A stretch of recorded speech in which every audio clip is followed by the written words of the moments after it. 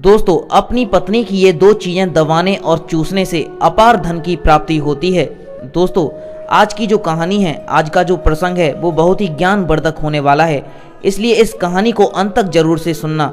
अगर आपने हमारे चैनल को सब्सक्राइब नहीं किया है तो सब्सक्राइब करके बराबर वाले बेल आइकन को दबा लेना। चलिए कहानी को शुरू करते हैं। आज हम आपको एक ऐसी सच्ची कहानी के माध्यम से बताएंगे कि औरत का वह कौन सा अंग है जिसे दबाने और चूसने से अपार धन की प्राप्ति होती है। इसीलिए आप लोग इस कथा को पूरे ध्यान से सुनिए, क्योंकि आधा अधूरा ज्ञान किसी काम का नहीं होता है। तो चलिए मित्रों, कथा को शुरू करते हैं। एक समय की बात है, एक गांव में एक आदमी रहता था। उसका नाम जयदेव था। उसके परिवार में उसकी पत्नी और दो लड़के थे।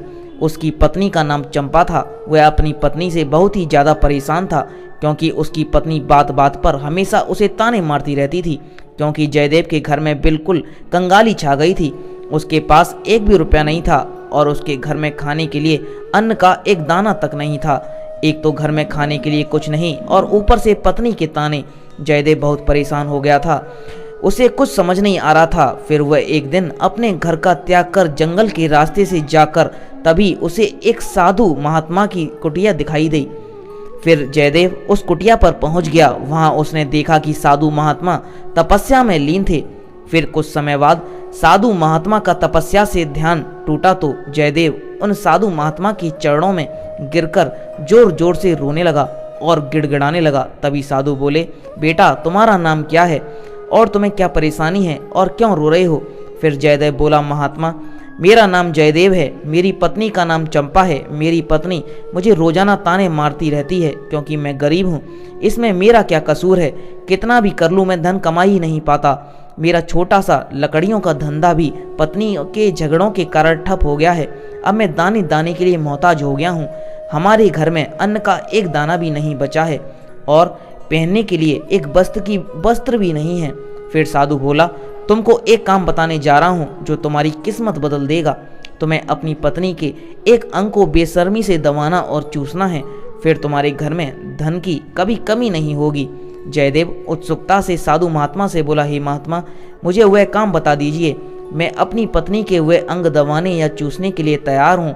फिर साधु महात्मा जी ने कहा, चलो फिर मैं आपको औरत के उन अंगों के बारे में बताता हूँ। इसे ध्यान से सुनो और अपने जीवन में इस पर अमल करना। किसी नगर में एक किसान रहता था। उसके बहुत सारे खेत थे जिस पर वह दिन रात मेहनत करता था। उस किसान के घर में वह किसान और उसकी पत्नी दोनों हंसी खुशी रहते थे। उस किसान और उसकी पत्नी में आपस में बहुत ही ज़्यादा प्रेम था। उसके घर में किसी भी प्रकार के लड़ाई झगड़े या क्लेश नहीं होते थे। इसी कारण से उसके घर में सदैव माँ लक्ष्मी का वास रहता था। उस किसान और उसकी पत्नी में इतना प्रेम था कि आसपास के लोग उन्हें देखकर भला बुरा कहते थे। धीरे धीरे उसके पूरे गांव के लोग जान गए थे कि किसान और उसकी पत्नी में बहुत ज़्यादा प्रेम है। यह बात धीरे धीरे उस नगर के राजा तक पहुंच गई। किसान और उसकी पत्नी की उन बात पर जब राजा के पास पहुंची तो राजा भी दोनों की प्रेम की काफ़ी ज़्यादा तारीफ करते हैं और वह भी सभी को बताते हैं कि हमारे नगर में एक किसान और उसकी पत्नी रहती हैं जिनमें कभी भी लड़ाई झगड़े नहीं होते हैं। उन दोनों में आपस में इतना प्रेम है कि मैंने ऐसा प्रेम अपनी ज़िंदगी में नहीं देखा। उनके प्रेम की जितनी तारीफ करूं बहुत कम है। फिर राजा ने थोड़ी देर के बाद पूरे नगर में ऐलान किया कि सभी लोग अपने घरों में घी के दीपक जलाएंगे। तो रानी ने पूछा, आप ऐसा क्यों कह रहे हैं? राजा ने उत्तर दिया, दीपक प्रेम की निशानी होती है। जिस घर में दीपक जलता है वहाँ प्रेम हमेशा बना रहता है। मुझे चाहिए कि हमारे नगर में सभी के बीच प्रेम हो, इसीलिए मैं ये आदेश दे रहा हूँ। उनके सैनिकों ने नगरवासियों को ये संदेश दिया और रात को सभी लोग अपने घरों में दीपक जला दिए। लेकिन आधी रात को सभी के दीपक बुझ गए सिवाय किसान के, जिनका दीपक जलता रहा। दीपक हमेशा किसान की पत्नी जलाती थी, लेकिन वह किसान की बात नहीं मानती थी। वह हमेशा अपनी मनमानी करती थी। उसका जो भी मन करता था वही काम करती थी। लेकिन किसान को इस बात से कोई भी दिक्कत नहीं होती थी, क्योंकि किसान बहुत समझदार था। किसान सोचता, यदि मैं अपनी पत्नी को रोक टोक करूँगा तो घर में बेवजह की लड़ाई झगड़े होंगे। कई चीज़ें किसान इस वजह से अनदेखा करता था कि उसके घर में प्रेम बना रहे। फिर राजा अपने महल को छोड़कर पूरे नगर का नज़ारा देख रहे थे तो उन्होंने देखा कि सारे नगर में किसी के घर में दीपक नहीं जल रहा है, लेकिन किसान के घर में दीपक जल रहा है। तब राजा अपनी रानी से कहता है कि देख लो किसान और उसकी पत्नी के घर में दीपक जगमगा रहा है, लेकिन पूरे नगर में कहीं भी दीपक नहीं जल रहा है। इसी से पता लगता है कि किसान और उसकी पत्नी में कितना प्रेम है।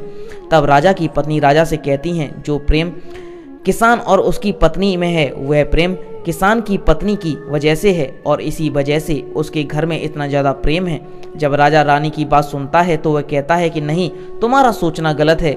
जो प्रेम किसान के घर में है वह प्रेम उसकी पत्नी की वजह से नहीं, बल्कि वह प्रेम किसान की वजह से है। रानी कहती हैं कि किसान की पत्नी बहुत ज़्यादा समझदार है, आपका सोचना गलत है, और यही वजह है कि उनके घर में कभी भी लड़ाई झगड़े नहीं होते हैं। राजा कहता है कि किसान समझदार है, और रानी कहती हैं कि किसान की पत्नी समझदार है। इसी तरह से कुछ देर तक बात चलता रहा। इसी बात को लेकर के राजा और रानी के बीच काफ़ी झगड़ा हो गया। इसके बाद रानी राजा की गर्दन पकड़ लेती है और राजा रानी को उठाकर पटक देता है। इसके बाद राजा कहता है रानी से कि हमें झगड़ने की बजाय किसान और उसकी पत्नी को परीक्षा लेनी चाहिए। फिर उन्होंने सैनिक को भेजा जो किसान के पास गया और उसे राजा को संदेश दिया। सैनिक ने किसान से कहा कि अगर तुम अपनी पत्नी को छोड़ दो तो तुम्हें बहुत सारे हीरे और जायदाद, जमीन और आधा राजमहल मिलेगा।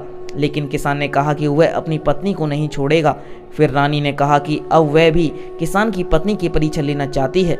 जब दोनों की परीक्षा हो जाएगी तभी पता चलेगा कि कौन समझदार है। फिर रानी ने भी एक सैनिक को बुलाया और कहा कि मेरी बात किसान की पत्नी को बोलना, और याद रखना ये बात तभी बताना जब किसान वहाँ पर ना हो।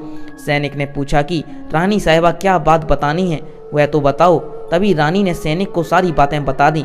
सैनिक किसान के घर जाता है और उसके घर में आवाज़ लगाता है तो उसके घर से किसान की पत्नी निकल कर आती है और कहती है बताओ क्या हुआ, क्यों ढिंडोरा पीट रहे हो। तो सैनिक ने कहा कि मैं राजमहल से आया हूँ, मुझे रानी साहिबा ने भेजा है। किसान की पत्नी ने कहा बताओ किस लिए आए हो। तब सैनिक ने कहा रानी साहिबा ने कहा है यदि तुम अपने पति किसान को मार देती हो तो आपको बहुत सारे हीरे मोती रानी साहिबा उपहार के रूप में देंगी, और साथ में राजमहल का आधा हिस्सा भी आपको मिलेगा। इसके अलावा जितनी भी आपकी ज़मीन है वह तो आपकी है ही, लेकिन उसकी 2 गुना ज़मीन भी आपको रानी देंगी। यह बात सुनकर किसान की पत्नी तैयार हो जाती है और कहती है ठीक है, यदि मुझे रानी साहिबा यह सब देती हैं तो मुझे मंजूर है, मैं अपने पति को मार दूंगी। तब सैनिक पूछता है कि रानी को कैसे पता चलेगा कि आपने अपने पति को मार दिया है।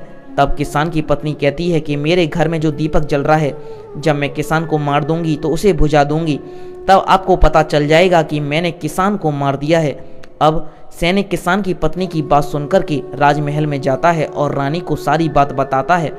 किसान की पत्नी की बात सुनकर के रानी बहुत अचंभित हो जाती हैं। राजा और रानी को स्त्री जात से नफरत होने लगती है। उसी समय राजा अपने नगर के सभी लोगों को बुलाता है और कहता है कि मैं चाहता हूँ मेरी और मेरी पत्नी की वजह से किसान की जान न जाए। तुम लोग ऐसा करो, उस किसान के घर जाओ और सारी बातें बता दो और उस किसान को बचा लो, वरना किसान की पत्नी उसे मार देगी। इधर सैनिक किसान के घर जाते हैं और सोचते हैं कि किसान की पत्नी किसान को रात में मारेगी और दिया बुझाएगी। इससे पहले ही हम किसान के घर पहुंच जाते हैं और किसान को बचा लेते हैं। जैसे ही राजा के सैनिक किसान के घर पहुंचते हैं तो देखते हैं कि किसान तो मरा पड़ा है। सैनिक किसान की पत्नी से कहती है कि तुमने तो किसान को रात में मारने के लिए कहा था, लेकिन तुमने किसान को पहले ही क्यों मार दिया। तब उस किसान की पत्नी ने कहा किसान को तो मुझे मारना ही था, रात में तो मुझे सिर्फ दीपक बुझाना था, इसीलिए किसान को तो मैंने दिन में ही मार दिया था। फिर सभी सैनिक तुरंत किसान के घर से दौड़े दौड़े जाते हैं और राजा और रानी को सारी बातें बताते हैं। राजा और रानी क्रोध से आग बबूला हो जाते हैं। इसके बाद राजा और रानी किसान की पत्नी को बंदी बनाकर लाने के लिए अपने सैनिकों से कहते हैं। सैनिक जाते हैं और किसान की पत्नी को बंदी बनाकर ले आते हैं। फिर राजा किसान की पत्नी से पूछता है ऐसा तुमने क्यों किया, तुम लालची औरत हो, तुम्हें पैसों से प्यार है। तभी किसान की पत्नी ने जवाब दिया, बताया कि मुझे तो किसान को पहले ही मारना था, वह तो मैं कोई बहाना ढूंढ रही थी, क्योंकि किसान की आदत बहुत ख़राब थी, वह मेरे साथ बहुत ख़राब व्यवहार किया करता था।